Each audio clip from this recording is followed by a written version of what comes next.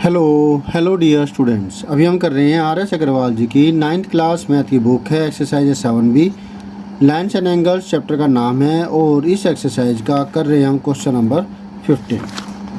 Question number 15 में क्या है वो ज़रा ध्यान से देखिए, समझिए। If two straight lines intersect each other then prove that the ray opposite to the bisector of one of the angle so formed bisects the vertically opposite angle. मतलब अगर दो स्ट्रेट लाइन है, जैसे कि ये है, मैं इसको नाम दे देता हूँ ए बी और इसको नाम दिया सी डी, ए बी और सी डी, ठीक है। ये दो लाइनें जो एक दूसरे को इंटरसेक्ट कर रही है इस पॉइंट ओ के ऊपर। तो जो रे है, अब जैसे कि ये एक बाइसेक्टर है एंगल बी ओ सी का, मतलब एंगल 1 और एंगल 2 दोनों बराबर है। तो एक रे ड्रॉ की गई है जो कि मैंने डॉटेड शो की है, जो कि इस बाइसेक्टर की अपोजिट साइड डायरेक्शन में है। तो अगर मैं इसको नाम दूं ई और इसको नाम दे दिया एफ, तो ई एफ भी एक स्ट्रेट लाइन होगी ना, क्योंकि ओ एफ इस ओ ई की अपोजिट है, तो ये पूरा एक लाइन बनाएगी, ठीक है। तो क्या दिया हुआ है कि ओ ई इस एंगल बी ओ सी को अगर बाइसेक्ट कर रही हो, मतलब एंगल 1 और एंगल 2 बराबर हो, तो फिर ये वर्टिकली अपोजिट एंगल को भी बाइसेक्ट करेगी। मतलब इस बी ओ सी का वर्टिकल अपोजिट एंगल है क्रॉस पर ये वाला ए ओ डी, तो वो इसको भी बाइसेक्ट करेगी। मतलब आपको प्रूव करना है ये एंगल इस एंगल के बराबर है। क्लियर है? अपनी सहूलियत के लिए 1 2 3 4 हम नाम दे रहे हैं, ज़्यादा देने की ज़रूरत पड़े तो वो भी आपको दे देना चाहिए नाम, ठीक है। तो ये आसान है, देखिए कैसे करेंगे इसको। Solution given let in the diagram, क्योंकि डायग्राम तो हमने ही बनाया है ना,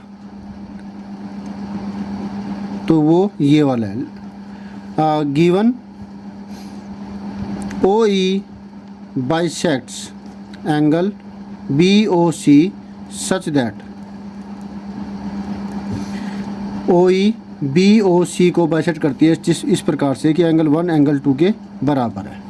इसकी ज़रूरत पड़ेगी, इसलिए मैं इसको नाम 1 दे देता हूँ, ठीक है। बिकॉज ओ एफ इज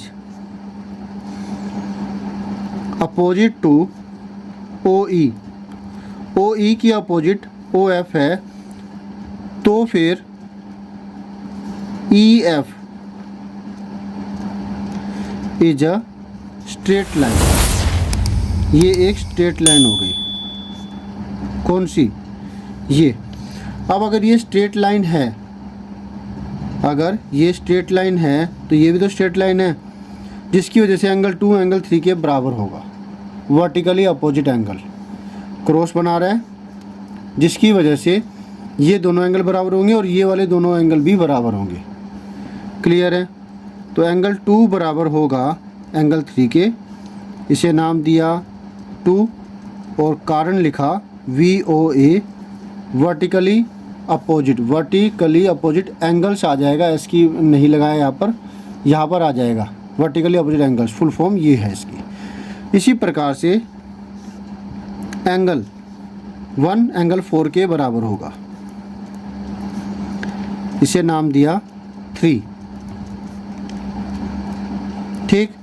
अब आप देखिए कि 2 बराबर है 3 के, 1 बराबर है 4 के, और 1 और 2 यानी ये दोनों भी बराबर है, तो ये दोनों भी बराबर होंगे, है कि नहीं। फ्रॉम 1 2 एंड 3, 1 2 व 3 से ये इसके बराबर, ये इसके बराबर, लेकिन ये दोनों भी बराबर है यहाँ पर, जिसकी वजह से ये दोनों भी बराबर होंगे, मतलब चारों ही बराबर हो गए। तो फिर from 1 2 and 3 angle 3 is equal to angle 4, hence. तो जो दे रखा है वही हम लिख देंगे। अपोजिट गिवन रे, ये वाली चीज़ लिख देते हैं, विल बाइसेक्ट या बाइसेक्ट्स कर देते हैं, जो देर की वही की वही लिख देंगे, bisects the vertically opposite angle that is here angle AOF। Clear हुआ आपको?